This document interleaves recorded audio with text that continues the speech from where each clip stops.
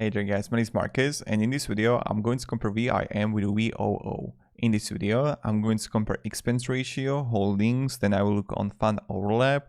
Also I'm going to do the backtest of how well they were performing in past. So let's say we would start investing in 2010 and we would look on the performance of both. Then I'm going to compare dividend yield history, and that's pretty much it. So if you know also some other ETFs that you want me to compare, I'll be really happy to make videos on it. Share it down below in the comments. And if you want to learn how you can make money with ETFs, I created a course and you will find the course down below in the description. So without further ado, let's start. Now, here we are, VYM, VOO. Both issued by Vanguard. Expense ratio is higher in VYM comparing to VOO. What does it mean?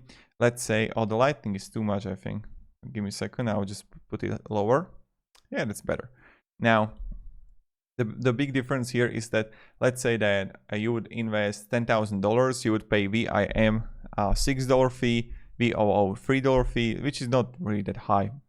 I mean, like, there are like ETFs which got 1% or 1% 15 expense ratio. That's much higher.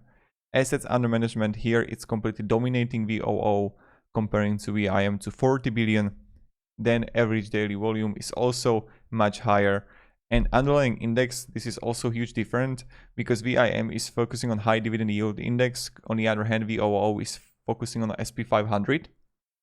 Now, when I scroll down below, we could even check the performance here. Many times with VOO overperforming VYM. And we will check it in a backtest portfolio. We'll look at that. And then you see the companies here. Now, VOO, when we look on the sectors, they're like technology, 35%, consumer, cyclicals, 15%, financials, 14%, healthcare, 14%. On the other hand, with VYM, we see that they have 22% of financials, consumer non-cyclicals, 14% comparing to consumer non-cyclicals right here. 5 on VOO, healthcare 13, technology only 10 comparing to technology 35.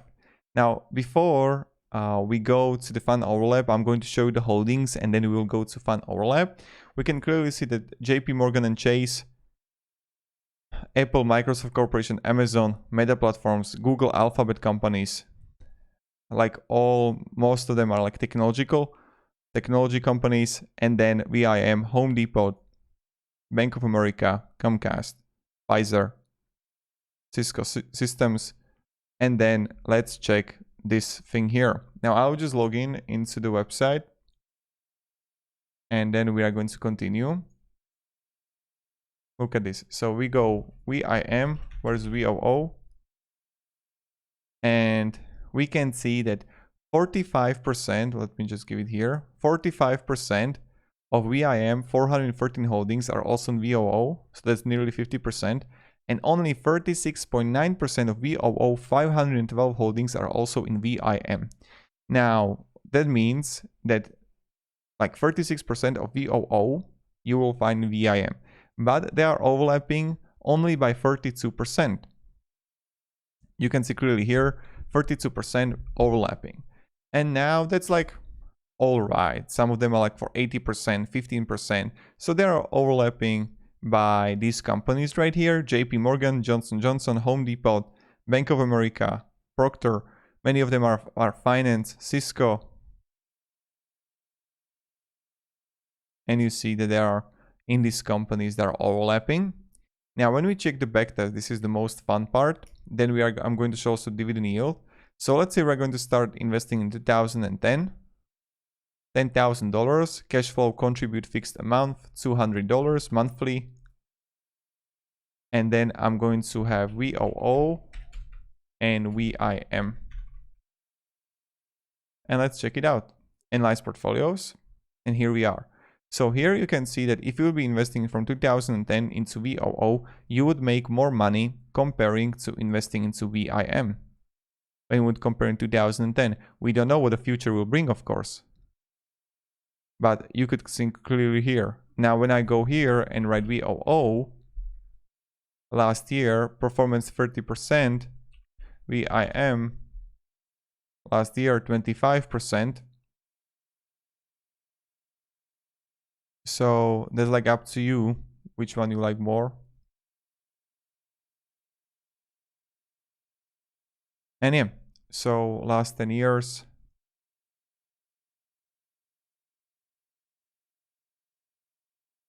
322%. So this is pretty much it. And these are the main differences. Now you would see that you would outperform with VOO VIM.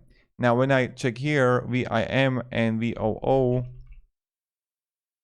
symbols and look on dividend, you see that yes, you're gonna have the higher dividend in VIM comparing to VOO by huge margin. 1.54 to 3.18, 1.88 to 3.03. And that's pretty much it. So to summarize this whole video, both are all right. VOO was outperforming VIM, less expense ratio, higher assets under management, underlying index is different comparing to high dividend yield index. Based when we do the backtest portfolio, you would make more money with the VOO. Huge advantage of VOO are technology stocks, but they are all-time high right now, so to this date. Now, yep. Let me down below in comments your thoughts if you want to learn how you can make money with VOO or VIM, or if you want to learn how you can make money with ETFs. There is a link down below in the description. Have a great day, guys, and goodbye. See ya.